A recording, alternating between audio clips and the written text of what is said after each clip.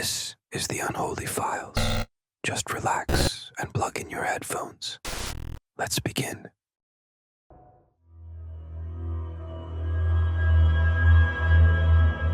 Every time, it starts the same way.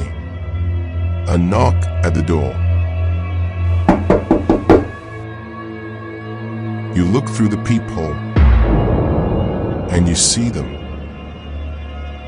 Two children, just standing there, their heads lowered, unmoving. Then they speak. Please, let us in.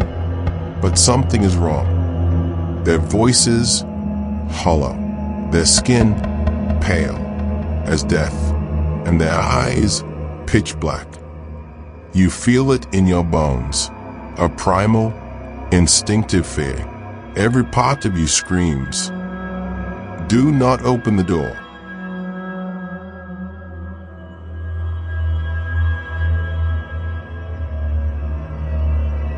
In 1996, a man named Stephen Jenkins was found dead in his apartment. No signs of forced entry. No struggle.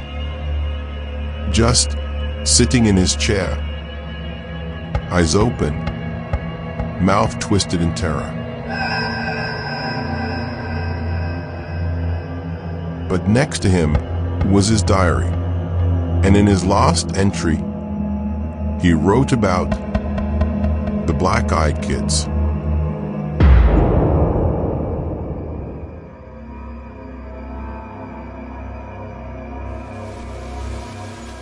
Thursday night, 11:47 p.m. There was a knock at the door.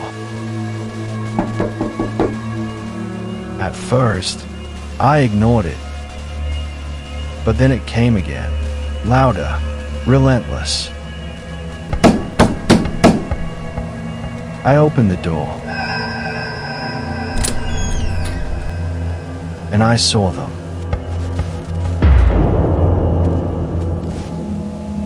A boy and a girl. Their heads were tilted slightly, like dolls.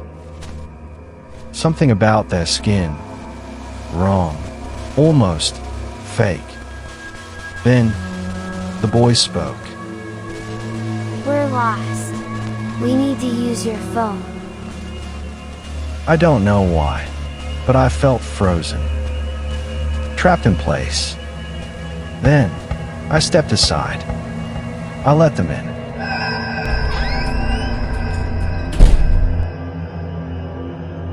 Stephen let them in, and that was his last mistake.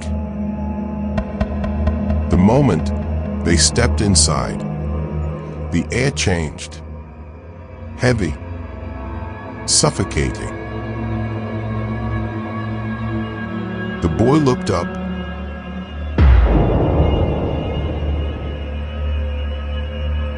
And that's when Stephen saw their eyes. Pure black. No whites. No irises. Just empty, soulless voids. What are you? We need to use your phone. But Stephen's landline was dead. Then, the girl turned her head slowly, unnaturally, like a puppet being twisted by invisible hands. And then, everything went black. Some believe the black-eyed kids are demons. Others say they are something worse. But the scariest part, their legend is growing. Hundreds of encounters have been reported worldwide. Different towns, different people, the same black eyes, the same chilling words. Let us in, and those who let them in are never the same again. So, if you ever hear a knock at night and you see two children standing in the shadows, do not, under any circumstances, let them in. Please, let us in. Would you let them in? Tell me in the comments if you dare.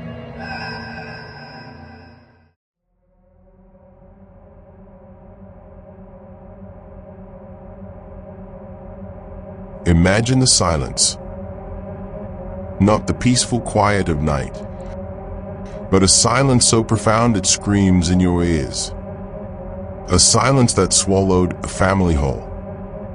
Some stories leave behind clues, footprints in the sand, fingerprints on the walls. But others vanish without a trace. The Sheikh family's home stood in perfect stillness, untouched, frozen in time. 6 lives, woven together by love and laughter, now erased in a single night. No struggle, no goodbye, just an unlocked door and an empty house, a chilling monument to a family lost, frozen in time, as if the very air refused to move on.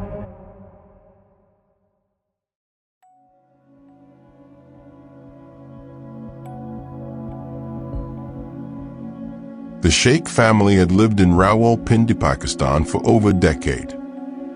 Muhammad Irfan Sheikh, a respected businessman, his wife Amina, a devoted homemaker, and their 3 children, Zain, 14, Abi, 7, and little Anair, just 4 years old.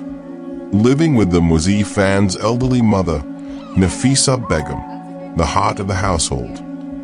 They were a picture of a happy, traditional family.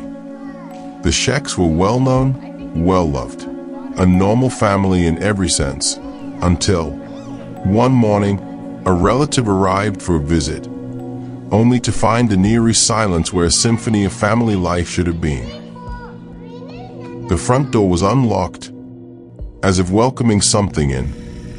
The air inside unnaturally cold, a stark contrast to the warmth the family radiated. Dishes sat neatly on the table, chairs slightly pulled back, as if the family had been interrupted mid-meal, mid-conversation, mid-life. As police searched the house, they found small, disturbing clues, whispers of a hidden fear. The youngest child's drawings, once filled with sunshine and rainbows, now depicted strange, shadowy figures lurking just beyond the windows. The eldest son's journal, usually filled with teenage angst, contained cryptic entries. They tap on the windows at night, they whisper our names, but we must never answer. And then there was the old tape recorder, found tucked away in the attic. Its contents a distorted voice whispering indistinctly, a chilling lullaby from the unknown. There was no sign of forced entry, no broken locks, no struggle, no missing valuables, no signs of a robbery gone wrong. Every personal belonging remained untouched, as if the perpetrators weren't interested in possessions, but in something far more sinister. But there was one anomaly. The security footage. At exactly 2:46 a.m., the cameras outside captured the front door slowly, deliberately swinging open. No one stepped out. No one stepped in. Just an empty doorway yawning into the night. A silent invitation to something unseen. Then, detectives found something chilling. A single unanswered voicemail. A final, desperate plea. It was from the family's landline, recorded at 2:47 a.m., just a minute after the door had opened. A child's voice, trembling with terror, frightened, barely a whisper, as if afraid to be heard. Mama, he's inside. That was the last trace of the Sheikh family. No footprints leading away from the house. No DNA that offered any explanation. No witnesses. It was as if they had simply ceased to exist, swallowed by the darkness that crept through that open door. The police closed the case as an unexplained disappearance. But those who dared visit the house afterward reported strange happenings, whispers in the walls that echoed the child's plea, and the chilling feeling of being watched, as if the family's terror still lingered within the very walls. To this day, no trace of the Sheikh family has ever been found. Some say they were taken by something not of this world, something that answers to no earthly laws. Others believe they never truly left, that their presence remains, trapped within the house. They fear a palpable entity in the air, waiting for someone to finally understand what happened. And if you ever find yourself awake at 2:46 a.m., listening closely, you just might hear a knock at your door. A soft, hesitant sound that sends shivers down your spine. Would you open it and risk becoming another part of their story?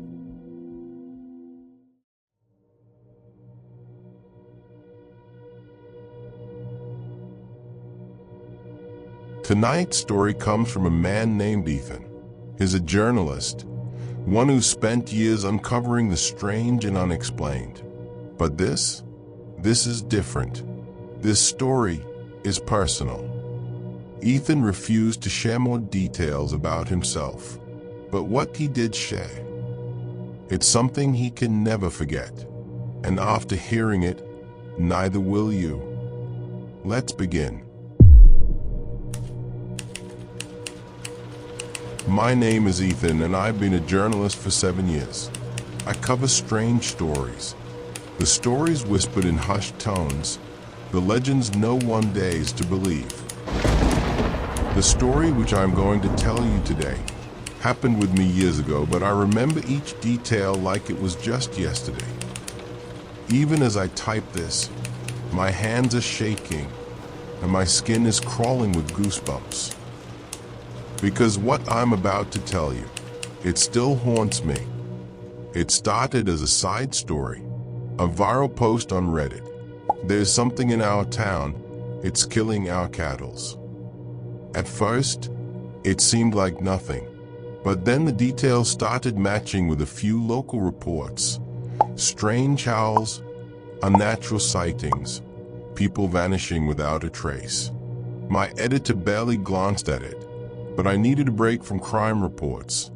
So I packed up my bags and drove out to Tohedgely, a small reservation town west of Albuquerque. I didn't believe in monsters, but I'd soon learn that some things don't care whether you believe in them or not. The town wasn't welcoming. A dusty one-road place, no motels, just a gas station and a few houses. The locals eyed me like I didn't belong. At the gas station, I met John Begay, an old Navajo man with deep lines on his face, a man etched with the desert secrets. He saw my notebook and recorder, then shook his head like I was already walking a grave. You don't want to write on it, son. I'm just looking for some truth, sir. The truth. The truth is, we don't talk about it, and neither should you. Just go home. I pressed him, but he only gave me one last warning. Don't be outside after dark. If you hear someone call your name, don't answer. I chalked it up to superstition. I tried to speak with few locals, but they just don't want to talk about it. Not a single one. They didn't just seem afraid. They looked haunted. That night, I pitched my tent a few miles outside town, near an abandoned ranch where a few strange sightings had been reported. The night was still, too still. Even the crickets were silent.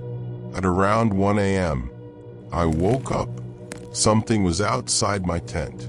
Slow footsteps, a low, raspy breathing sound that I felt like it was trying to peek in my tent. The tent moved, not violently, just moved. A foot to the left. A shiver crawled up my spine. I knew exactly where I had set it up. The ground beneath felt uneven now. Then, silence. I held my breath. I hadn't heard the footsteps leave, but I couldn't hear them anymore either. Finally, heart pounding, I grabbed my flashlight and unzipped the tent. I stepped out.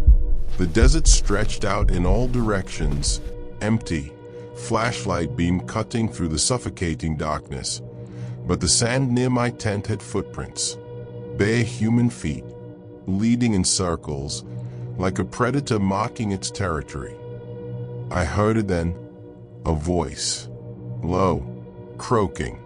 "Eat her." That moment ice flooded my veins. It came from the opposite side of the tent, exactly where I had just been standing. I spun around, but there was nothing there, just empty night. What moved my tent? What whispered my name in the dead of night? I packed up and left before sunrise. As I drove back toward town, something darted across the road, too thin, its legs unnaturally long, and its eyes, they reflected the light like human pupils. For a fleeting moment, I almost convinced myself it was an animal. Then, it stood up. It ran on two legs. Its arms hung low, fingers too long, too sharp, and its skin, pale, hairless, stretched too tight over its bones. It stopped in the middle of the road, head tilted like it was listening. I slammed on the gas, checked my rearview mirror. It was gone. Back in town. I found John Begay again. This time, he didn't try to send me away. He just sighed. You saw it, didn't you? So what? Someone screwing with me? Some sick joke? He shook his head. It's not a joke, son. I warned you. Warned me about what? You let it see you. Now it knows your face. I checked into a cheap roadside motel that night, planning to leave in the morning. But in the middle of the night, I woke up to a sound at my door. 3 soft knocks. My breath caught in my throat. My hand shook as I reached for my phone to check the time. It was almost 3 a.m. Then, "Eat her." I froze, because the voice on the other side was mine. My stomach dropped. I didn't move. I didn't breathe. I curled under the blanket and stared at the door until sunrise. The next morning, I left without looking back. I never wrote the article.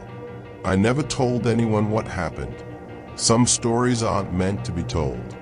I moved back to the city, far away from that desert.